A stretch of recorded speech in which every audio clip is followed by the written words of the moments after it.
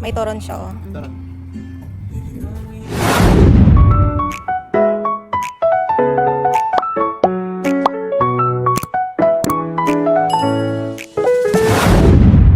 Cheerful day, everyone! Today is our 6th workation day here at SMDC Style Residences. I woke up early again to meet my rental guests and the unit owner to talk about the rental terms and also a unit for sale. The owner's place was really nice, super relaxing, fresh air, and the owner was very kind too. If you're looking for resale units, you can message me on the number I shared. Maybe you'll find something you like. After the meeting, I rushed back to SM City to meet Miss Eds and my husband because we planned to eat out. Miss Eds is going home tomorrow, and since we couldn't go out before because of the typhoon, today is finally our chance to enjoy while the rain has stopped. Saan tayo ngayon, ma'am? Hello! Pupunta tayong Starbucks. Starbucks para i-meet si Josh. Si Josh, yung husband ni my Chiri. husband. Napakabait ng husband ni Chiri. Sobrang busy yan sa work, di ba? Kasi Opo. BA siya, 24 hours BA, pero naglaan ng time para ipasyal kami. Yes, kasi bukas, pauwi na si Ma'am S. Oh, Kaya thank dito you so tayo much. sa escalator. So, Ang mabait ng lalabas tao muna kami dito, kasi hindi kami nakalabas dahil sa bagyo. Yes, bumagyo kahapon ang lakas. Dahil sa Buti bagyo. ma'am, mabait yung mga tao dito, kaya siya tinatawag na City of Love. At Yes. lang yun, ma'am. Ang sarap ng mga Napaka-friendly pagkain. and loving. City of Love. Talaga. Dito sa Iloilo, mararamdaman mo na sila, relax yung mga tao. Tama, Dahil pagka siguro, dyan, ma'am. yung lugar din is relax, kaya yung mind relax din. So later on, ipapakita namin sa inyo guys, yung mga food trip dito.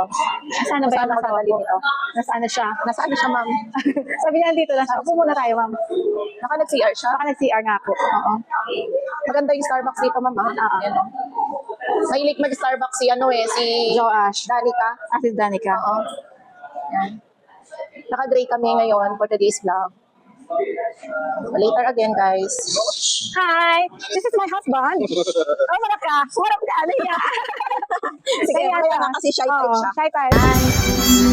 We're here in Lakaran.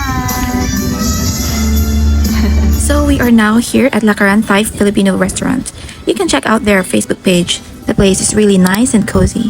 It feels like you're in Thailand. And of course, they serve super yummy Thai Filipino food. So here's our lunch now. It looks so good and I'm so excited. Let's eat!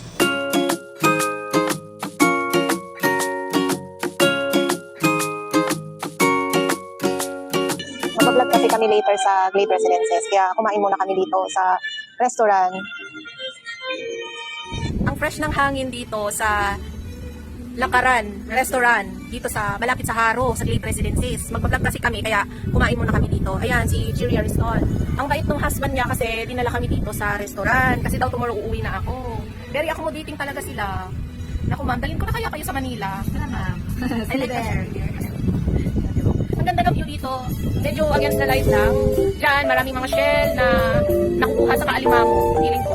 Kasi maputik siya. Yan. And makikita mo, nandyan na yung Guimaras Island. Yan. Yan. Ang ganda ng lugar.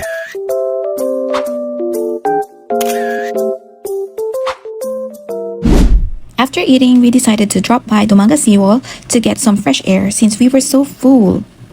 Just chilling a bit before going to work mode again.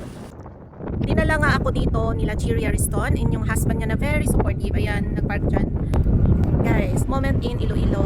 Ang lakas ng hangin kasi kakapag-view lang kahapon. So that's it for now because this video is already getting a bit long. Stay tuned for the continuation of today's work journey and I'll see you on the next vlog.